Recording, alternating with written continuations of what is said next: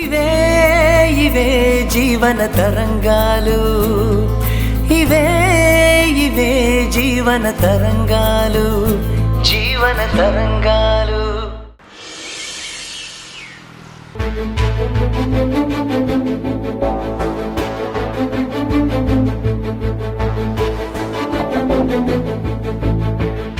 Good morning sir. House number 20 కీర్తి madam residency ఇల్లు ఇదేనా sir? ఇదే. కీర్తి, నీకోసం ఎవరు వచ్చారమ్మా? ఎవరు నాన్నా? ఎవరు? సార్, నేను హ్యాపీ కొరియర్స్ నుంచి వచ్చాను. ఈ అడ్రస్లో కీర్తి మేడంకి ఈ గిఫ్ట్ డెలివరీ ఇవ్వమని చెప్పారు సార్. నీకేదో గిఫ్ట్ వచ్చినట్టుందమ్మా, చూడు. 5 minutes వెయిట్ చేయమని చెప్పండి నాన్న, వస్తున్నాను. 5 minutes. ఎవరు పంపారు? Assistant commissioner Devika madam. Devika పంపించిందా? అవును, అడ్రస్తో పాటు దాని మీద ఇంకేం రాసింది బాబు? ఈరోజు కీర్తి మేడం బర్త్డే సార్, అందుకే ఈ బొకే సార్. బోకే అంటే పూలే కదా, ఈవినింగ్ వరకు వాడిపోతాయి. ఇంకేముంది అందులో? ఇంకా ఏదో కవర్ కూడా పంపించారు సార్. మహా అయితే స్వీట్స్ ఉంటాయి, అంతకంటే ఇంకేం పంపిస్తారులే. మీరు కూర్చోండి, వచ్చేస్తా. అలాగే మేడం.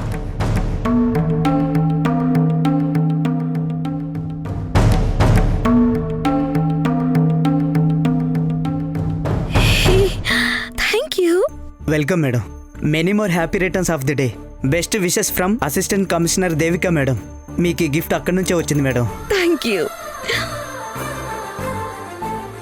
ఆ కవర్లో ఏముందో?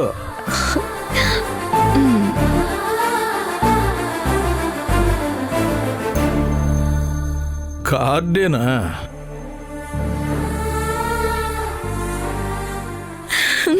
బర్త్డే ట్రీట్ కోసం స్టార్ హోటల్లో లంచ్ కోసం టేబుల్ బుక్ చేశారు నాన్న. ఆ కూపన్స్ ఇవి. ఏంటి, లంచ్కే అంత పెద్ద సంబరమా? తింటే గంటలో అరిగిపోతాయి. డబ్బులు కూడా ఖర్చు పెడితే క్షణాల్లో అయిపోతాయిలే నాన్న. Why don't you understand emotions? Bouquet with lunch. It's a gesture. పిన్ని నుంచి నాకు ఇది చాలు. ఈరోజు నా పుట్టినరోజు, కనీసం నువ్వు విష్ అయినా చేసావా? ఓహో, మర్చిపోయాను బేటా. Wish you many more happy returns of the day. Thank you నాన్న.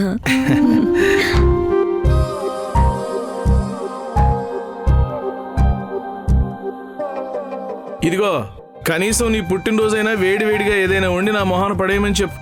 ప్రతిరోజు నిన్నటివి మొన్నటివి తినలేక చస్తున్నాను, మొహం వాడిపోతోంది. ఈ రోజైనా కాస్త ఫ్రెష్గా వండి పెట్టండి. ఇదిగో, ఆ ఫ్రిడ్జ్లో దాచిపెట్టిన కూరలు అన్నాలు తీసుకెళ్లి కుక్కలకేయండి. అవి తింటే అసలు అరిగి చావట్లేదు.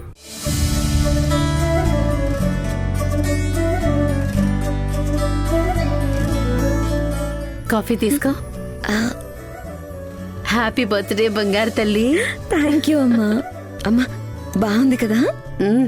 తెలుసా, లంచ్ కి కూపన్స్ కూడా పంపించింది పిన్ని. నేను ఎవరితోనైనా వెళ్ళొచ్చు. ఇంతకీ అమ్మమ్మ ఎక్కడుంది? ఫ్రెష్ అవుతుంది. వీటిని పిన్ని పంపించినట్టు అమ్మమ్మకు చెప్పొద్దు. దేవికపై అమ్మమ్మకి ఇంకా కోపం తగ్గలేదు. తను భర్తను వదిలి ఎందుకు ఒంటరిగా వచ్చిందా అనే టెన్షన్ ఒకవైపు, కూతురుకు దగ్గరగా లేకపోయానే అనే దిగులు ఇంకొక వైపు. ఈ సమయంలో దేవిక గురించి అమ్మమ్మకు చెప్పి బాధ పెట్టొద్దు. పాత జ్ఞాపకాలని గుర్తు చేయొద్దు. నీ బర్త్డే అని తను చాలా హ్యాపీగా ఉంది. మరి ఇదెవరు పంపించారంటే ఏం చెప్పాలి? నీ ఫ్రెండ్ శ్రియా పంపించిందని చెప్పు. సరే. కీర్తి, త్వరగా స్నానం చేసిరామ్మా. ఇవాళ నీ పుట్టినరోజు కదే. త్వరగా దేవుడికి దీపం పెట్టు. కాలేజీ ఉందా ఈరోజు? ఉందమ్మమ్మా. నా చేత్తో పాయసం చేసి నీకు తినిపించి రోజంతా ఆనందంగా ఉందామనుకున్నాను. కానీ నీకేమో కాలేజీ, మీ అమ్మకేమో ఆఫీసు, నాకేమో బయట పనుంది. సాయంత్రం వచ్చాక చేద్దాం. మా కీర్తి తల్లి పుట్టినరోజు అంట. ఇదిగో, కాలేజీకి వెళ్లే ముందు తప్పకుండా గుడికి వెళ్ళు. అంతా మంచే జరగాలని దేవుణ్ణి వేడుకో. నీ పేరిట అభిషేకం చేయమని పూజారి గారికి చెప్పాను. నువ్వు వెళ్ళి పూజ చేయించుకుని ప్రసాదం తీసుకుని వెళ్ళు. అలా చేయకపోతే చెడు జరుగుతుందా అమ్మమ్మ? జరగకూడదని కీర్తి, అంతా మంచే జరగాలని. అంటే నీకు తొందరగా పెళ్లి కావాలని. పెళ్లి మంచిదా? అవును మరి. ఏంటి నీ పెళ్లి, అమ్మ పెళ్లి, పిన్ని పెళ్లి చూసిన తర్వాత కూడానా? శంఖంలో పోసే నీరు తీర్థమైనట్టు ఆ దేవుడి ఆశీస్సులతో ఏదైనా సాధ్యమే.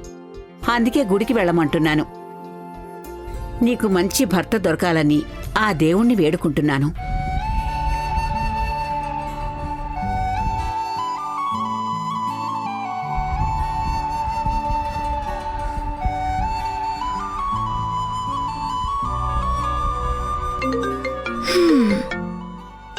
ఫోన్ వస్తుంది.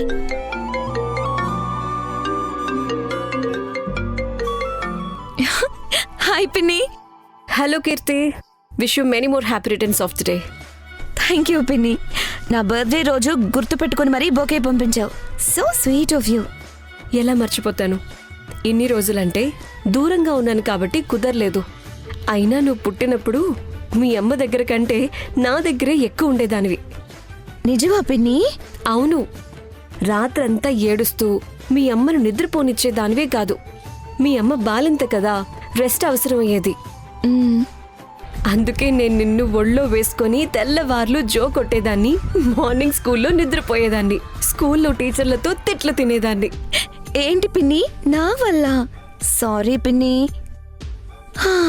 అయితే నేను చిన్నప్పుడు బాగా ఏడ్చేదాన్నా? గుక్క పెట్టి మరీ ఏడ్చేదానివి. ఇప్పుడు కూడా అంతేనా? అవసరమైతే ఏడిపిస్తాను, అనవసరంగా ఏడ్చేదే లేదు పిన్ని. నా చేతుల్లో పెరిగావు, ఆ మాత్రం స్ట్రాంగ్గా ఉండాలి. ఇంకా ఏంటి ప్రోగ్రామ్? నథింగ్ పిన్ని. ప్రస్తుతానికి ఒక క్లాస్ ఉంది, కాలేజ్కి వెళ్ళాలి. అక్కడి నుంచి మీరు హోటల్లో టేబుల్ బుక్ చేశారు కదా, ఆ కూపన్స్ తీసుకొని మధ్యాహ్నం లంచ్కి వెళ్ళాలి, అంతే. ఇంట్లో ఏమీ చేయడం లేదా? సాయంత్రం పిన్ని. గెస్ట్ని పిలుస్తున్నారా? లేదు పిన్ని, నా ఫ్రెండ్ శ్రియ వస్తుంది అంతే. అయితే నేను కూడా మీ ఇంటికి వస్తున్నా, నీ బర్త్డే సెలబ్రేషన్స్ని ఎంజాయ్ చేయడానికి. ఓ కమాన్ పిన్ని, తప్పకుండా రండి. నేను చాలా హ్యాపీగా ఫీల్ అవుతాను. లేదులే, ఊరికే అన్నా. వస్తే అక్కడ మా అమ్మ ఉంటుంది. ఇంకా మా అమ్మకి నా మీద కోపం తగ్గలేదు. ఈ ఊర్లో పోస్టింగ్ సంపాదించినంత ఈజీగా మళ్ళీ మా అమ్మ మనసులో స్థానం దక్కుతుందనుకోవటం లేదు. అమ్మ మళ్ళీ మాట్లాడుతుందో లేదో చూడాలి. ఇక మీ నాన్న కూడా అంతే. నాన్నకి ఎవరితో ఏం మాట్లాడాలో తెలియదు పిన్ని. సరే అవన్నీ వదిలే, ఈరోజు హ్యాపీగా ఉండు. నీతో పాటు లంచ్కి ఎవరెవరిని ఇన్వైట్ చేస్తున్నావు? నా ఫ్రెండ్ శ్రియని తీసుకెళ్తున్నాను పిన్ని. ఏది ఆ చిన్నప్పుడు అస్తమానం ముక్కులో వేలు పెట్టుకుని ఉంటుండేది ఆ పిల్లేనా శ్రియ అంటే? ఏంటి? శ్రియ చిన్నప్పుడు ముక్కులో వేలు పెట్టుకునేదా? అదే ఇప్పుడు షేక్ హ్యాండ్ ఇస్తేనే శానిటైజ్ చేసుకుంటుంది తెలుసా? అబ్బో, ఒకరోజు ఏమైందో తెలుసా? శ్రియ వాళ్ళమ్మ అక్క దగ్గరికి వచ్చి శ్రియ ముక్కులో వేలు పెట్టుకోవడం మానిపించాలని అడిగింది. అప్పుడు అక్క శ్రియ వేలికి కారుపొడి పెట్టమని చెప్పింది. పాపం శ్రేయ ఆ కారుపొడి వేలు ముక్కులో పెట్టుకొని ఒక్కటే ఏడుపు అనుకో. ఆ రోజులు మళ్ళీ రావు, గోల్డెన్ డేస్. ఈ రోజు కలిసినప్పుడు శ్రియని అడుగుతాను పిన్ని, కారం పొడి వేలు గుర్తుందా అని. సరే సరే, నాకు ఆఫీస్కి లేట్ అవుతుంది, నేను మళ్ళీ చేస్తాను. Once again happy birthday. Bye పిన్ని. బాయ్.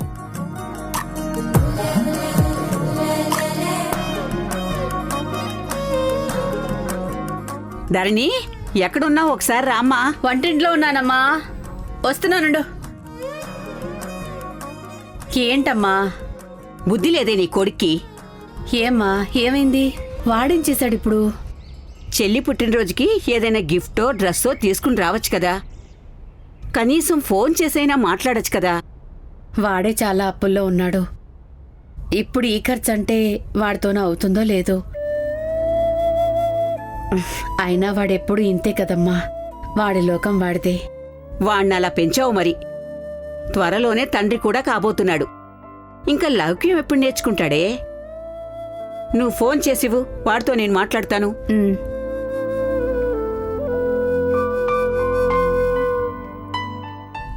రింగ్ అవుతుంది.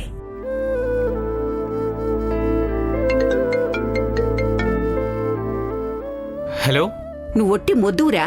కొంచెమైనా బుద్ధుందా లేదా? ఎవరు?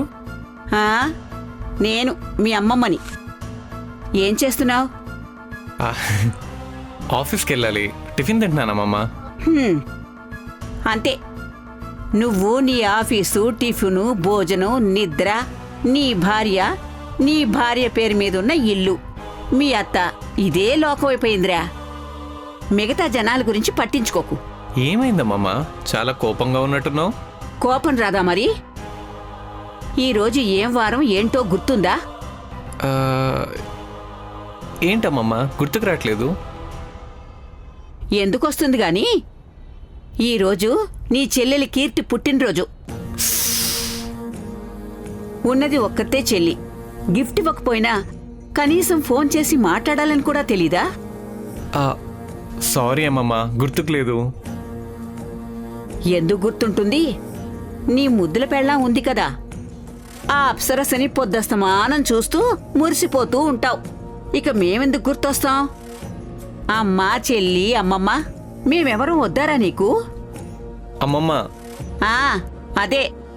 నీకు డబ్బులు అవసరమైనప్పుడు కీర్తి కాలేజీ వరకు వెళ్ళావు, నన్ను కలవడానికి గుడి వరకు వచ్చావు.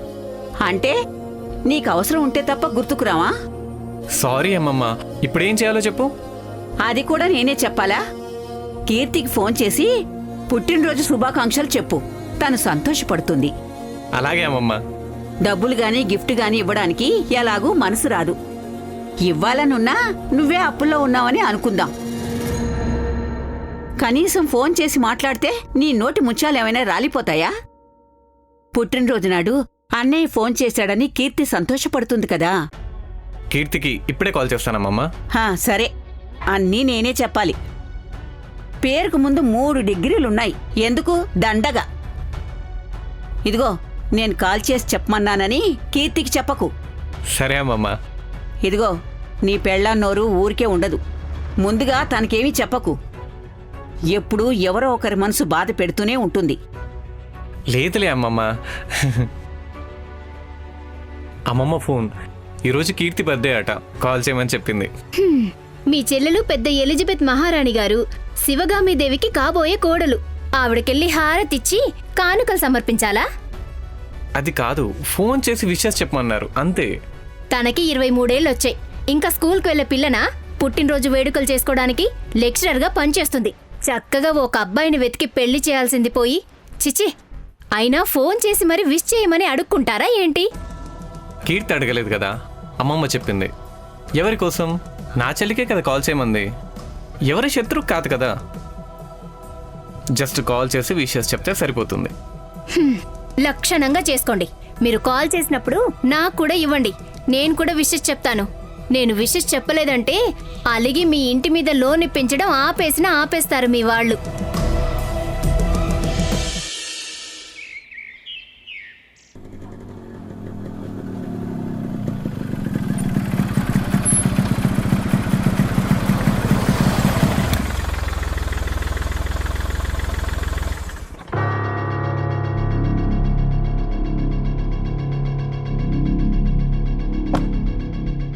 రండి. బండికి ఇవ్వు. పద. అన్నా, నమస్తే అన్నా. ఎప్పుడు ఫోన్ చేసినా ఇంట్లో లేడని చెప్తున్నాడు. తప్పించుకొని తిరుగుతున్నాడనా. అందుకే పొద్దున్నే 6 గంటలకి వీనింటి దగ్గర మాటు వేసి పట్టుకున్నానన్నా. టిప్ టాప్గా రెడీ అయ్యి అక్కడికి పోతుంటే ఇక్కడికి లాక్కొచ్చానన్న వీన్ని. సరే అన్నా, పదండ్రా. కూర్చోండి సార్. పర్వాలేదు, కూర్చోండి సార్, ప్లీజ్. రే సహదేవ్, సార్కి ఒక స్ట్రాంగ్ కాఫీ పంపించు. సార్, మీలాంటి పెద్దవాళ్ళు నిలబడితే బాగోదు. కూర్చోండి సార్, రండి కూర్చోండి.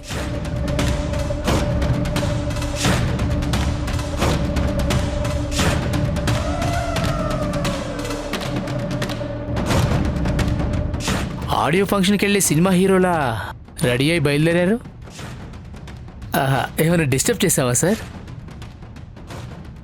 ఏదో రాజకార్యాలు వెలగబెట్టేందుకు వెళుతున్నట్టున్నారు.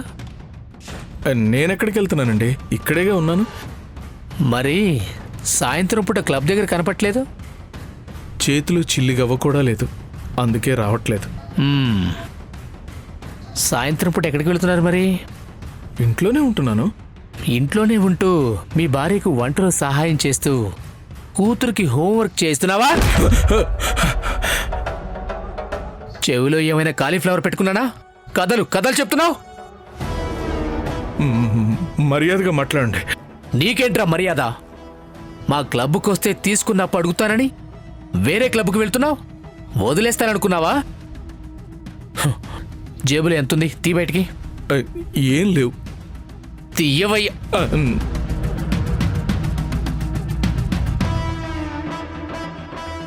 ప్యాంటుకి జేబులు లేవా?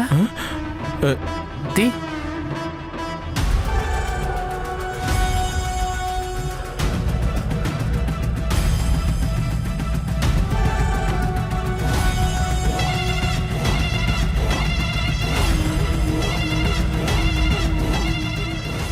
ఇరవై,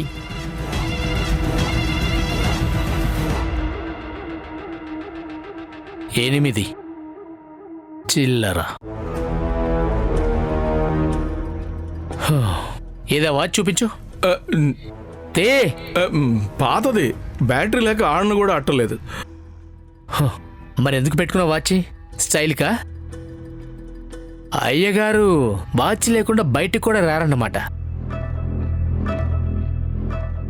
అది సరే గాని నా దగ్గర తీసుకున్న మొత్తం అప్పు 75,000 ఎప్పుడు తీరుస్తావు? 50,000 కదా. మరి వడ్డీ ఎవడు కడతాడు? వడ్డీతో కలిపితే 75,000 అయింది. క్లబ్లో పేకాటికి ఇచ్చిన అప్పు 35,000. నెలంతా తాగి మజా చేస్తే ఎవడిస్తాడు? మీ తాతిస్తాడా? నీ అప్పు రికవరీ కోసం వారం నుంచి నా మనుషుల్ని ఇంటి చుట్టూ తిరుగుతున్నారు. వాళ్ళకి జీతాలు, బీరు, బిర్యానీలు నీ బాబిస్తాడా? దానికి 5,000. డబ్బు ఎప్పుడిస్తావో చెప్పు. ఇచ్చేస్తానండి. అదే ఎలా అని. డబ్బు కోసం అడ్డమైన గడ్డి తినే వాళ్ళ గురించి వినే ఉంటావు. కానీ నేను డబ్బు వసూలు చేయడానికి, నానా గడ్డి కరవడానికి వెనుకాడను.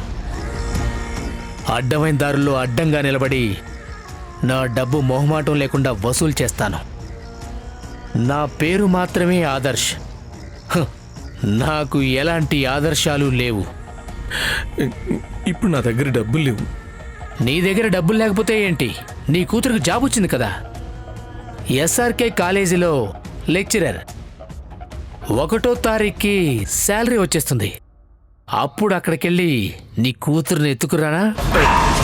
చెప్పు. వద్దు. పోనీ నీ భార్య ఇన్కమ్ ట్యాక్స్ ఆఫీస్లో జాబ్ చేస్తుంది కదా, అక్కడికెళ్ళి ఏమైనా రికవరీ చేయమంటావా?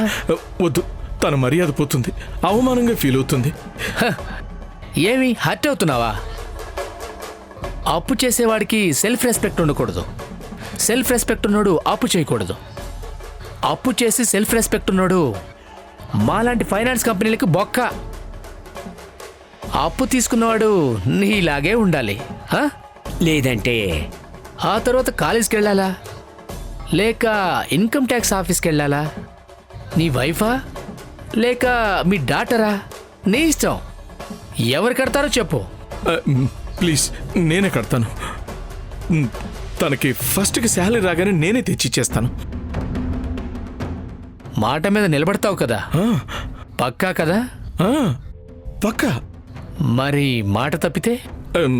లేదు, మాట తప్పను. అయితే వచ్చే ఫస్ట్ వరకు టైం ఇస్తున్నా. ఆ లోపు కట్టేశావా? సరే సరే.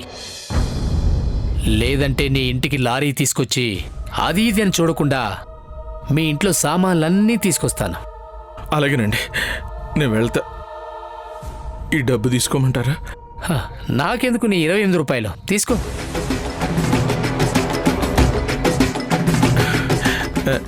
నా బండికి ఉండనిలే. నువ్వు అప్పు తీర్చేంత వరకు ఇక్కడే భద్రంగా ఉంటుంది. నీ భార్య జీతం వచ్చాక అప్పు కట్టేస్తున్నావు కదా, దానికి గ్యారంటీ ఏంటి? అందుకే అప్పు కట్టి ఈ కీ తీసుకెళ్ళు. అప్పటి వరకు నీ బండి నా దగ్గరే ఉంటుంది. ప్లీజ్ సార్ ఇచ్చేయండి. ఇంట్లో బండి ఎక్కడా అని అడుగుతారు. అడగరేవు, సర్వీసింగ్కి ఇచ్చానని చెప్పు. ఇంక మీరు వెళ్ళొచ్చు సార్. మీ జేబులో 28 రూపాయలున్నాయి. దర్జాగా ఒక సిగరెట్ తీసుకొని ఒక చాయ్ తాగండి. సిగరెట్ దమ్ము లాగిస్తూ జై పాదయాత్ర అనుకుంటూ నడుస్తూ ఇంటికి వెళ్ళండి. ఎక్సర్సైజ్ అవుతుందిలే. వెళ్ళండి సార్, ఇక వెళ్ళండి. ప్లీజ్ సార్ కొంచెం కీ ఇవ్వండి. ఇంకా ఇక్కడే నా ముందు ఎక్కువసేపు కనిపిస్తే మీ ప్యాంట్ షర్ట్ కూడా ఇప్పిస్తాను.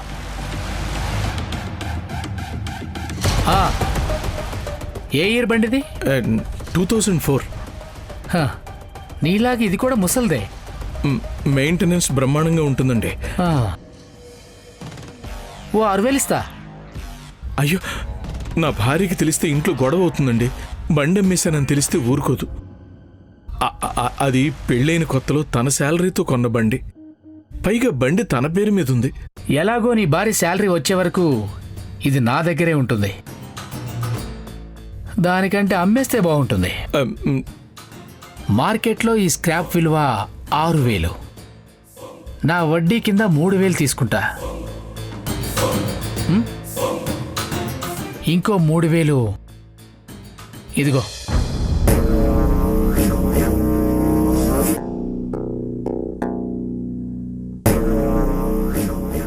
ఆలోచించు, ఖర్చులకు యూజ్ అవుతుంది. వద్దు. నేను ఎలాగూ ఈ బండి ఇవ్వను, మరి 3,000 ఎందుకు వద్దంటున్నావు? క్లబ్కి పోవచ్చు, 2-3 ఆటలాడొచ్చు, తాగొచ్చు. హ్యాండ్ రేస్ బాగుంటే ఆటలో డబ్బులు వస్తాయేమో. ఇంకా కొత్త బండి కూడా కొనొచ్చేమో. నా మూడ్ ఖరాబ్ కాకముందే ఆలోచించుకో. బంపర్ ఆఫర్ ఇస్తున్నాను మీకు. ఏంటి, క్లబ్కి వెళ్ళాలని లేదా? అయితే ఇంకా ఈ డబ్బులు వద్దా మరి? ఏమండి, అప్పు 10 నెలల్లో తీరుస్తాను. డబ్బులిచ్చి నా బండి తీసుకోవచ్చా? ఇప్పుడు ఈ డబ్బులు తీసుకోవచ్చా?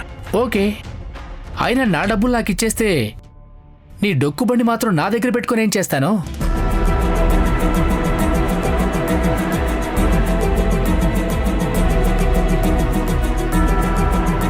అలాగే దీని మీద నీ భార్య సంతకం చేసేళ్ళు.